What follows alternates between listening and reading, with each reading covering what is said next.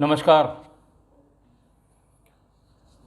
रायबरेली में अपनी पुलिस अधीक्षक के रूप में पहली पोस्टिंग के बारे में कल से मैंने बताना शुरू किया जो घटनाएं हुई थी। देखिए, डिस्ट्रिक्ट पुलिसिंग में छोटी छोटी घटनाएं बहुत सी हुई और हत्या हुई। रायबरेली में हत्या थोड़ी ज़्यादा है। आपसी रायबरेली है, कुछ फ्यूडल कैरेक्टर है रायबरेली का, उसको लेकर हत्याएं हैं, आपसी संबंधों को लेकर हत्याएं हैं। मैं सिर्फ उन्हीं थोड़ी घटनाओं का जिक्र करूंगा जिनमें कुछ विशेष बात थी, जिनमें कुछ आपसी रिश्तों में कड़वाहट की बात थी, आपसी रिश्तों को तार तार करने की बात थी। जैसा कल मैंने आपको बताया कि एक बाप अपने बेटे को तलाशता रहा और 6 महीने तक उसके उसी बेटे की लाश उसके अपने चारपाई के नीचे गड़ी रही। अदरवाइज़ सामान्य घटनाएं हैं पुलिसिंग की। जो घटनाएं हैं उसके बारे में आप जानते हैं और किसी भी पुलिस अधिकारी के लिए इस तरह की घटनाएं होना आम बात है। आज ऐसी ही एक घटना रायबरेली में मेरे कार्यकाल में हुई थी, कालिका सिंह हत्याकांड। बहुत मशहूर घटना है वहाँ की। रायबरेली में के जो लोग होंगे वो जानते होंगे कि उस समय की बहुत सेंसेशनल ये घटना थी। घटना हुई थी तब भी सेंसेशनल थी और जब घटना का खुलासा हुआ था तब भी सेंसेशनल थी। बात 24/25 अक्टूबर 2013 की है। कालिका सिंह, जिनके पिता सूबेदार मेजर रामफल सिंह थे, आर्मी में थे और कोतवाली थाना क्षेत्र के यानी बीच शहर में राणा नगर एक अच्छा मोहल्ला है, नया विकसित मोहल्ला है, उसमें वो रहते थे। रात में 12 साढ़े 12 बजे हल्ला गुल्ला हुआ कि डकैत आए। पूरा मोहल्ला इकट्ठा हुआ, मोहल्ले की नाकाबंदी की गई। ये बताया गया कि इस तरफ से भागे हैं। ये भी बताया गया कि उनकी संख्या 3 से 4 के बीच में थी। ये भी बताया गया कि उन्होंने कालिका सिंह को मार दिया है। कुछ लोगों ने अपने घरों की छतों से फायर किया। कुछ अफरा तफरी सी मच गई। कंट्रोल रूम को सूचना मिली। इंस्पेक्टर कोतवाली मौके पे पहुंचे। प्राइमा फेसी उनको भी देख के ये लगा कि डकैती की घटना है और डकैतों ने कालिका सिंह की हत्या कर दी। सूचना पर सर्किल अफसर थे, एडिशनल एसपी थे, ये सब लोग पहुँचे और मुझे भी बताया गया। रात के समय कोई 1:30-2 बजे मैं भी मौके पर गया। मौके पर जाने से पहले हमारी फॉरेंसिक टीम वहाँ आ चुकी थी। एक कमरे में जो बेडरूम था कालिका सिंह का, उसमें कालिका सिंह की पूरी नग्न ऑल नेकेड बॉडी, पूरे घर में 3-4 अलमारियाँ थीं, उनका सारा सामान बाहर। बेड में जो भीतर बॉक्स होता है उसको उलटकर उसमें रजाई गद्दा ये सब बाहर। जगह जगह जो गहनों के डिब्बे होते हैं वो लाल रंग के, जिसके ऊपर कपड़े चढ़े होते हैं, वो खाली डिब्बे फेंके हुए। कालिका सिंह की पत्नी योगिता सिंह बुरी तरह से घायल, उनका मुंह सूजा हुआ, होठ कटे हुए, दर्द से कराहती हुई। उनसे धीरे धीरे पूरी सहानुभूति के साथ पूछताछ की गई, क्या हुआ था, कैसे हुआ था। उनका सब हम लोग पति पत्नी सो रहे थे और इसी बीच में दरवाज़ा के खुलने की, खटकने की आवाज़ आई। मैंने दरवाज़ा खोला और तुरंत 3 लोग मुंह बांधे हुए आ गए। उन्होंने पिस्टल, तमंचा दिखाया। हमको दोनों लोगों को शांत रहने के लिए कहा। चाबी मांगी। चाबी देने में जब मैंने मना किया या आनाकानी की तो उन्होंने मुझे मारना शुरू किया। ये देखिए, यहाँ चोट लगी है, यहाँ मारा, वहाँ मारा। ये पूछा गया कि बाकी लोग कौन है। बोले और कोई नहीं, 2 बच्चे हैं हमारे, वो उस तरफ जो कमरा है उसमें सो रहे थे और उनको कुछ पता नहीं लगा और हम दोनों लोगों को मार पीट के किनारे कर दिया। इसी बीच में मेरे पति ने उनकी रिवॉल्वर छीनने की कोशिश की। और गुस्से में आके उन लोगों ने जो टीवी का केबल वायर होता है उससे गर्दन में कस के, मैं उनसे लड़ती रही, झगड़ती रही, लेकिन इतनी देर में उन्होंने, और हुलिया बताया कि साहब इस तरह का आदमी था जिसने गर्दन कसी थी केबल के वायर से, और फिर बाकी सारा जेवर और इतने लाख रुपए नकदी था हमारे पास, ये सब लेके फ़रार हो गए। सुनने में, देखने में, वहाँ महसूस करने में घटना बहुत बड़ी थी। गृहस्वामी, वो भी नोन आदमी उस शहर का, कालिका सिंह, उसकी हत्या हो चुकी थी। खैर, किधर जाना बताया, किधर आना बताया, टीमें बनाई गई, जांच पड़ताल शुरू की गई। किसी को उन्होंने उनकी पत्नी योगिता सिंह ने से पूछा कि आप किसी को पहचानती? बोले नहीं, सब नए लोग थे, मैं किसी को नहीं पहचानती। लेकिन सामने आने पर मैं, चूँकि वो लगभग 1.5 घंटे रहे, सामने आने पर मैं उन सभी को पहचान सकती हूँ। पूछा गया कि कैसे पहचान सकती हैं आप? उन्होंने कहा साहब, बीच में बातचीत करते समय जब वो पिटाई कर रहे थे और जब मेरे पति का गला घोट रहे थे, उस समय उनमें से एक का नकाब हट गया था, जो कपड़ा उन्होंने मुंह पे बांध रखा था वो हट गया था, इसलिए मैं अच्छी तरह पहचानती हूँ। फिर पूछा गया कि भाई कोई पहचान का चिन्ह आप बताइए, ताकि हम अपने डाटाबेस में उस नक्शे का, उस हुलिये का आदमी ढूंढें। फिर उसने कुछ छोटी मोटी बात बताई कि होठ ऐसे थे, फलाना ऐसा था, ढकाना ऐसा था। सब कुछ नेचुरल था और सुनने में यही लग रहा था कि बड़ी डकैती, कोई बड़ा गैंग, और शहर के भीतर इस तरह का गैंग, क्योंकि सामान्य रूप से रायबरेली शहर में इस तरह की बड़ी डकैतियाँ 2013 से पहले भी 2-3 साल पहले भी कोई इस तरह की घटना नहीं हुई थी। लोगों को बुलाया गया, सर्विलांस की टीम को बुलाया गया, जो हम लोगों की क्राइम ब्रांच होती है, एसओजी जिसको कहते हैं। उस समय तक क्राइम ब्रांच नहीं बनी थी, एसओजी की टीमें ही काम किया करती थीं। उनको बुलाया गया और मौके के सारे फ़ोटोग्राफ, वीडियोग्राफ, फॉरेंसिक टीम ने सारे फिंगरप्रिंट, आने जाने के रास्ते, पॉसिबिलिटी इस बात की कि किधर से आए हैं, किधर से गए हैं, वहाँ अगर कोई फुटप्रिंट मिल सके। तो ये सब करते करते सुबह 4 बज गया, लेकिन कोई बहुत लीड अच्छी सी नहीं मिली, या कुछ पता लगना मुश्किल हो गया।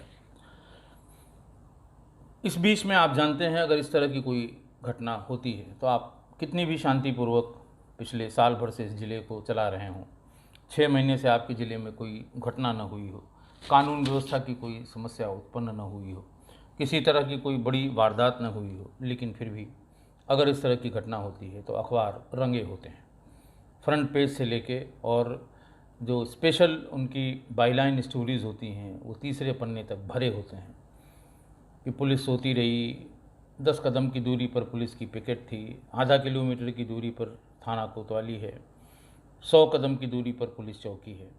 आपको अगर कोई किसी घटना के बारे में, इस तरह की किसी घटना के बारे में अंदाज़ लगाना हो, तो आप उस घटना के बारे में जैसे ही पढ़ेंगे, आसपास के सारे पुलिस प्रतिष्ठानों की, आसपास के सभी पुलिस के चौकियों और थानों की दूरी आपको हर अखबार में, हर खबर में मिल जाएगी। जबकि डेंस मोहल्लों में, बहुत घने मोहल्लों में, शहर के मोहल्लों में, सारे मोहल्ले कोतवाली से 1 किलोमीटर के अंतर में, 1.5 किलोमीटर के अंतर में ही होते हैं, खासकर बड़े शहरों में, कानपुर में, लखनऊ में, मेरठ में बहुत दूरी नहीं होती, लेकिन उस थाने की आबादी बहुत ज़्यादा होती है, इतने डेंस मोहल्ले होते हैं। तो जैसा हमेशा होता है वैसे फिर छपा साहब, केवल आधे किलोमीटर पे कोतवाली, 500 कदम पे चौकी, 20 कदम पे पिकेट, 10 कदम पे से पुलिस वाले वहाँ रात में इतने बजे गश्त करके निकले। तरह तरह की बातें, पुलिस के पूरे फेल्योर की बातें लिख दी गई।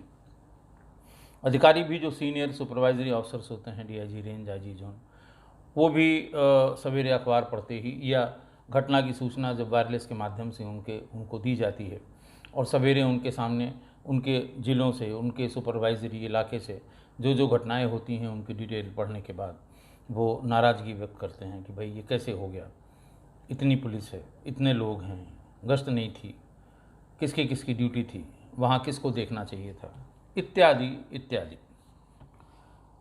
खैर, अगले दिन सबको बुलाया गया, क्योंकि मेरा पहला चार्ज था, और इस तरह की घटना बहुत पहले तो एज एसपी सिटी इससे बहुत बड़ी बड़ी घटनाएं देखी थी, लेकिन इंचार्ज ऑफ द डिस्ट्रिक्ट, जिले के प्रभारी के नाते ये गंभीर घटना थी। इंस्पेक्टर कोतवाली को अपनी जो एसओजी टीम थे उसका इंचार्ज धीरेन्द्र शुक्ला था, बहुत अच्छा अफसर था वो, सर्विलांस की उसे बहुत अच्छी जानकारी थी और उसके साथ के और तमाम सहयोगी थे। पहले ये बताया गया कि वहाँ जाकर इनके ससुराल वालों से बात करिए, इनके घर वालों से बात करिए, मोहल्ले वालों से बात करिए, इनके बारे में बात करिए, क्या वजह हो सकती है इतनी डेंस लोकेलिटी में, बीच में। देखिए किनारे के घरों में डकैती पड़ती है तो डकैत आए, अप्रोच में उनको पहला मकान दिखाई पड़ा, अकेले में दिखाई पड़ा, घेरा, डकैती डाली, लूटा, हत्या की और चले गए। लेकिन ये बिल्कुल बीच में था मकान, अगल बगल कहीं कोई खाली जगह नहीं, और आपको कम से कम 20-25 मकान क्रॉस करके जाना है, भागते समय भी आपको 20-25 मकान क्रॉस करना है। बात कुछ समझ में नहीं आ रही थी और ये कहा गया कि इसे जल्दी इसका अनावरण किया जाना बहुत आवश्यक है, क्योंकि अगर इसका अनावरण नहीं हुआ तो फिर इस तरह की बातें पुनः अखबारों में और इन सब में हमको सुनने को, देखने को मिलती रहेंगी। दो मुख्य बिंदुओं पर जांच केंद्रित की गई। पहला तो कालिका सिंह के बारे में पूरी बात पता की गई। पता ये लगा कि कालिका सिंह का अपना एक स्कूल है, सूबेदार मेजर रामफल सिंह विद्यालय, जिसकी स्थापना अपने पिता के नाम पर स्वयं कालिका सिंह ने की थी। दूसरा, योगिता सिंह उनकी पत्नी पढ़ी लिखी थी और कभी कभार इंग्लिश भी बोल लेती थी, उसको उस स्कूल का प्रिंसिपल बना दिया गया। उस स्कूल के छोटे मोटे विवाद जो किसी के स्कूल के होते हैं वो अपना निकाल के पुलिस वाले ले आए कि साहब ये विवाद था, वो विवाद था। दूसरा ये बताया कि उस स्कूल के एक्सपेंशन के लिए, उसको डिग्री कॉलेज तक ले जाने के लिए कालिका सिंह दिन भर कहीं न किसी प्रोजेक्ट में लगे रहते थे और इस बीच में उन्होंने प्रॉपर्टी डीलिंग का काम भी शुरू कर दिया था। तो प्रॉपर्टी के लेन देन का भी विवाद हो सकता है। तीसरा कि वहाँ आसपास ये भी पता लगा कि इधर कुछ दिनों से पति पत्नी के बीच में संबंध अच्छे नहीं थे, आपस में मनमुटाव था। ये भी एक कारण हो सकता है जिसको देखने की आवश्यकता है। तीनों के लिए अलग अलग टीमें बनाई गई कि पहला, इनकी प्रॉपर्टी कितनी इन्होंने, जब से इन्होंने प्रॉपर्टी डीलिंग का काम शुरू किया है, कौन कौन सी प्रॉपर्टी खरीदी, कौन कौन सी प्रॉपर्टी बेची, इसका पता कैसे लगेगा। इसके लिए रजिस्ट्री ऑफिस जाना होगा। रजिस्ट्री ऑफिस में पता करना होगा पिछले 6 महीने, 8 महीने, 10 महीने में जो रजिस्ट्रियाँ हुई हैं उनमें से कोई इनके नाम से खरीदी या बेची गई हो, इनकी पत्नी के नाम से खरीदी या बेची गई हो, इसका पूरा डिटेल निकाला जाए। क्योंकि ऐसी घटनाओं में जब ये पता लग जाता है कि इनके प्रॉपर्टी के संबंध में जांच हो रही है तो कोई भी नाम लेने को तैयार नहीं होता कि मैंने इनकी प्रॉपर्टी ली थी या इन्होंने मुझे अपनी प्रॉपर्टी बेची थी। उनको ये लगता है कौन चक्कर में पड़ेगा इसके। लेकिन ये मैं पहले भी कई बार बता चुका हूँ कि जब इस तरह के अज्ञात क्राइम होते हैं, अज्ञात हत्या होती है, तो स्थानीय पुलिस की लॉटरी खुल जाती है। वो हर मामले में किसी न किसी को लाके, जैसे प्रॉपर्टी का हुआ तो इसी प्रॉपर्टी के विवाद में जो 4 से 10 प्रॉपर्टीज़ उन्होंने इस बीच में खरीदी बेची थी, तो उसको खरीदने वाले, बेचने वाले, ये सब उठा के थाने पे लाए गए। सुबह आ गए 11 बजे, बैठे हुए हैं कि साहब बताइए क्या, कौन पूछेगा मुझसे, क्या बताना है। कुछ संभ्रांत लोग भी थे, कुछ अदरवाइज़ भी थे। तो उनको यही जवाब मिलता है कि भाई आप बैठे चुपचाप, अभी जब बड़े दरोगा जी यानी इंस्पेक्टर साहब आएंगे तभी वो बात करेंगे, हम लोगों से कोई मतलब नहीं। इंस्पेक्टर आए भी और चले भी गए, वो वेट करता रहा कि साहब कब पूछताछ होगी और कब हम निकलेंगे यहाँ से। शाम हो गई, रात हो गई, वो चिल्ला रहा है कि साहब। इस बीच में उनके उतने ही घर वाले भी आ जाते हैं कि साहब क्यों इनको पकड़ा गया है, क्यों इनको बिठाया गया है, क्या जानना है। सुबह से बैठे हुए हैं, किसी ने पूछताछ भी नहीं की, आखिर क्या चाहते हैं आप। उसी में वहीं जो वहाँ के जो सिपाही होते हैं किसी को कोने में ले जाके बात करते हैं कि फंस जाएंगे, कल को जेल चले जाएंगे, डराते हैं उनको, मानसिक रूप से उनका उत्पीड़न करते हैं। आप समझ सकते हैं किस लिए ऐसा करते होंगे। और फिर जैसे मैंने बताया कि लॉटरी खुली हुई और आए, वो जानते हैं इनका कोई लेना देना नहीं है, फिर भी आदमी ये सोच के कि पता नहीं पुलिस का कोई भरोसा नहीं, इसी मामले में कहीं हमको जेल भेज देगी, सारा जीवन हमारा ख़राब हो जाएगा, परिवार नष्ट हो जाएगा, बच्चों को देखने वाला कोई नहीं होगा। बात की तमाम बातें आदमी सोचता है और फिर ज़रूर कोई न कोई समझौता करके वहाँ से निकल भागता है। करीब एक हफ्ते तक प्रॉपर्टी के सारे रिकॉर्ड्स, विद्यालय के जो इनके विवाद थे उनके सारे रिकॉर्ड्स, उनकी सारी छानबीन करने के बाद भी कोई बात बहुत बनी नहीं। तीसरा ये था कि प्रॉपर्टी के स्वामित्व, उसको विद्यालय के स्वामित्व को लेके भी कुछ विवाद था कि वो जो जिसके नाम ज़मीन थी उससे इनका जो मैनेजर थे कालिका सिंह, इनका कुछ विवाद था और वो ये चाहते थे कि अब हम इसको किसी दूसरे को प्रबंधक बना के या ये ज़मीन का टुकड़ा किसी दूसरे के नाम चढ़वा के या उसको बेच के अपने नाम फिर मतलब जिसको कहते हैं कि घुमा फिरा के दूसरे तरीके से अपने नाम कर दें, जिसके लिए वो ओरिजिनल व्यक्ति राजी नहीं था। इसमें भी कोई बात बहुत निकल कर नहीं आई। तीसरी बात जो तीसरी टीम जांच पड़ताल कर रही थी कि कालिका सिंह के चरित्र के बारे में बहुत सी विरोधाभासी टिप्पणियां लोगों ने की पूछताछ के दरमियान।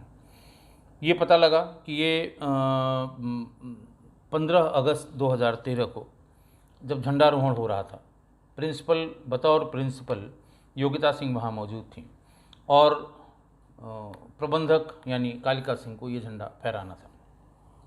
लेकिन उस समय कालिका सिंह के पास एक शिक्षिका खड़ी थी जो उन्हीं की विद्यालय की एक शिक्षिका थी और जब इन्होंने डोरी पे हाथ लगाया तो बजाय योगिता सिंह के यानी कालिका सिंह की पत्नी के, उस शिक्षिका ने उस डोरी को कालिका सिंह के साथ खींच के झंडा फहरा दिया। झंडारोहण के बाद वो योगिता सिंह ने पहले उस शिक्षिका से गाली गलौज की। जैसे ही वो शिक्षिका से गाली गलौज करने लगे, कालिका सिंह ने अपनी पत्नी योगिता सिंह के साथ मारपीट शुरू कर दी। कैंपस था, सारे बच्चे मौजूद थे, सारे टीचर्स मौजूद थे, लेकिन गाली गलौज शुरू कर दी, मारपीट शुरू कर दी कि तुमने इस टीचर पर हाथ उठाने की हिम्मत कैसे की। इसी बीच में योगिता सिंह ने उस महिला पर और कालिका सिंह पर बहुत ढेर सारे लांछन पब्लिकली वहाँ पर लगाए और ये कहा कि हम तुम्हें देख लेंगे, हम तुम्हें जान से मरवा देंगे। इसी बीच में और ये फिर वातावरण पूरे विद्यालय का बहुत ख़राब हो गया। आप जानते हैं इस तरह की बात जब सार्वजनिक रूप से सबके सामने होती है तो लोग चटखारे लेके भी बातें करते हैं। एकमात्र पुरुष शिक्षक जो उस विद्यालय में था उसका नाम था गौरव शर्मा। गौरव शर्मा जब उसने देखा कि प्रबंधक ही सबको तनख्वाह देता है, अपॉइंट करता है, डिसमिस करता है, बहुत ज़्यादा पावर्स प्रिंसिपल के पास नहीं है, तो और सारी टीचर्स जो महिला टीचर्स हैं वो उनकी तरफदारी करती हैं। ऐसे में योगिता सिंह ने गौरव सिंह से अपनी नज़दीकियाँ बढ़ाईं और ये बताया कि कहाँ कहाँ उसे विरोध करना है और कैसे वो इनके आतंक से हमें निजात दिला सकता है। जब योगिता सिंह की गौरव शर्मा से नज़दीकियाँ होने लगीं तो ये बात धीरे धीरे कालिका सिंह के भी कान में पड़ी।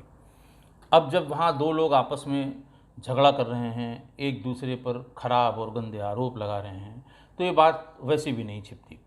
ये बताया गया कि गौरव शर्मा और योगिता सिंह यानी कालिका सिंह की पत्नी, ये दोनों दिन में कहीं न कहीं वहाँ कभी खाने के बहाने कभी किसी के बहाने मिलते हैं। ये बात बहुत बुरी लगी और फिर इसने कहा सुनी शुरू कर दी। आपस में फिर तलखी पति पत्नी के बीच बढ़ गई। इसी बीच 22 अक्टूबर 2014 को करवा चौथ का त्यौहार आया।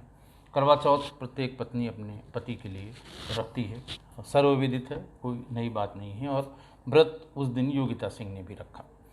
तो पति से संबंध अच्छे हों या ख़राब हों, लेकिन पत्नी हमेशा पति के लिए करवा चौथ का व्रत रखती है। स्कूल में करवा चौथ के दिन ये होता है कि जब वो चांद वांद देखने के बाद पति के पैर छुए जाते हैं। वो एक दिन ऐसा ज़रूर होता है जिस दिन पत्नी हर हाल में अपने पति के पैर छूती है। उस दिन जब कालिका सिंह, गौरव शर्मा और योगिता सिंह एक साथ वहाँ हुए ऑफिस में, इसी बीच में योगिता सिंह अचानक उठी और उसने गौरव शर्मा के पैर छू लिए। पैर छू के ये कहा, मुझे आशीर्वाद दीजिए, और कुछ नहीं बोली। इतने में कालिका सिंह आग बबूला हो गए कि मैं इतने दिन से जो कह रहा हूँ आज साबित हो गया कि तुमने अपने पति के पैर छू लिए। खैर, योगिता सिंह ने इस बात को कहा कि नहीं, आपको गलतफहमी है, ये है वो है, दुनिया भर की बातें। बस बात कुछ ऐसी ही थी कि शायद उसने उसको दिखाने के लिए कि तुम ही तो हमारे पति हो, लेकिन देखो मैं इसका सम्मान करती हूँ, मैंने इसके आज के दिन यानी करवा चौथ के दिन पैर इसके छू लिए। इस बात से इतना आग बबूला हो गया कालिका सिंह कि अगले ही दिन 23 अक्टूबर 2013 को वहाँ पर एक पवित्र स्थान है रायबरेली में, डलमऊ घाट, जहाँ पर उसी घाट पर बैठ के निराला जी ने, स्वर्गीय सूर्यकांत त्रिपाठी निराला ने अपने बहुत काव्य के बहुत बड़े हिस्से की रचना की थी। बहुत ही रमणीय स्थल है, गंगा का किनारा है, बड़े बड़े मंदिर हैं, बहुत पुराने ज़माने के।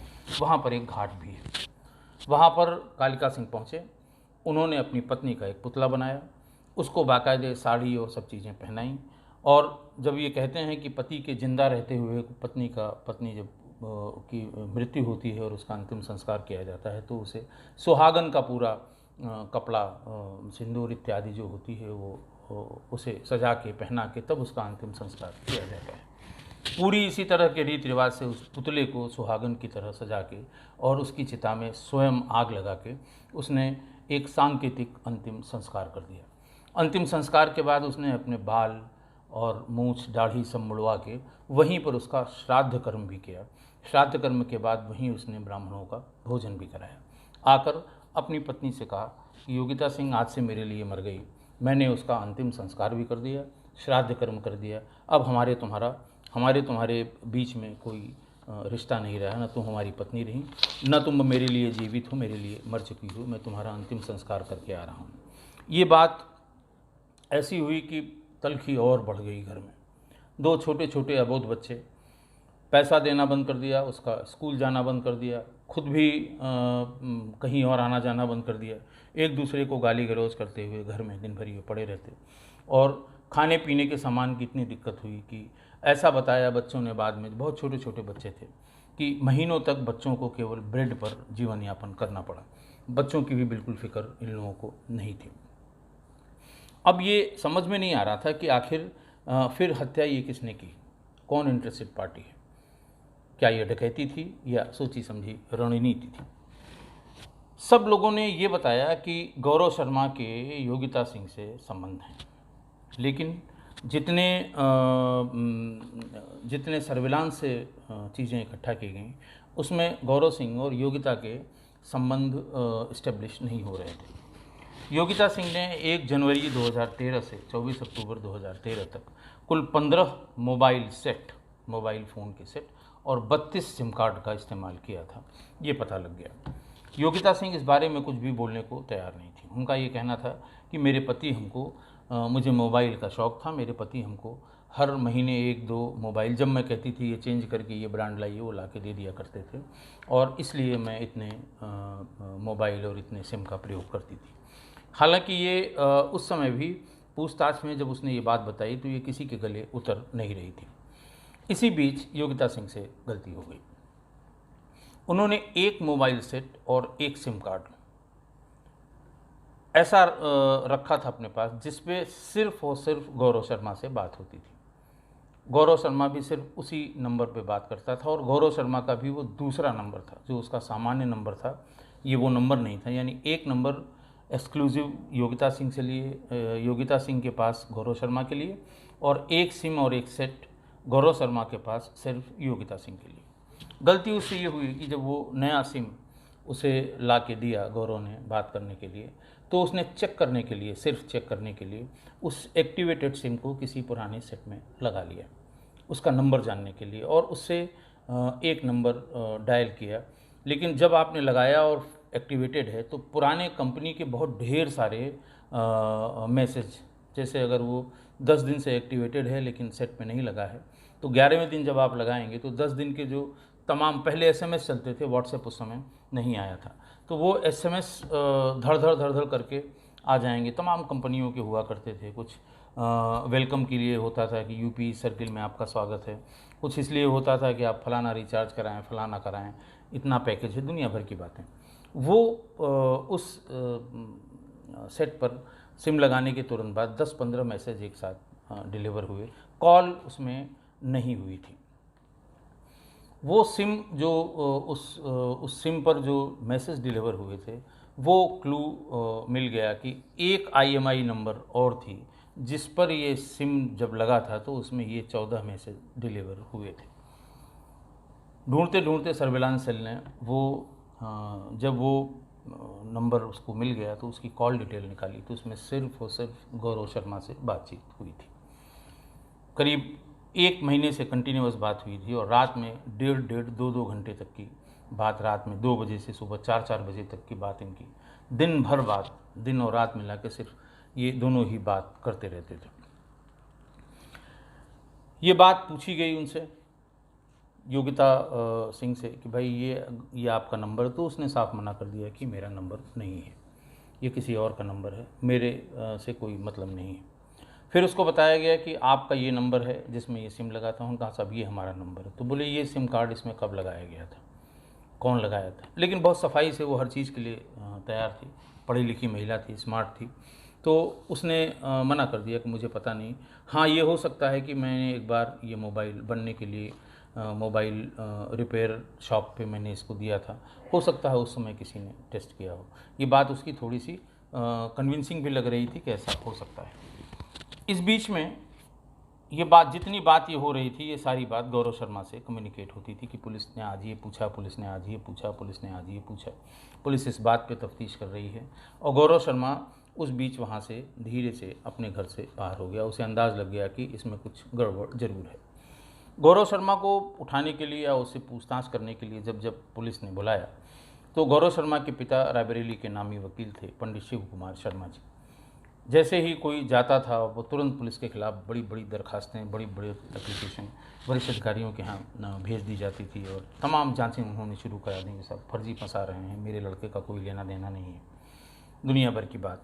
लेकिन इस बार सर्विलांस सेल ने पूरी सारे प्रमाण, इलेक्ट्रॉनिक एविडेंस इकट्ठा कर लिए, क्योंकि रात में जब बात होती थी तो वो उनके घर की सेल आईडी पे होती थी और योगिता सिंह का जो फ़ोन था वो उनकी घर की सेल आईडी पे होता था, वो उसको नकार नहीं सकते थे।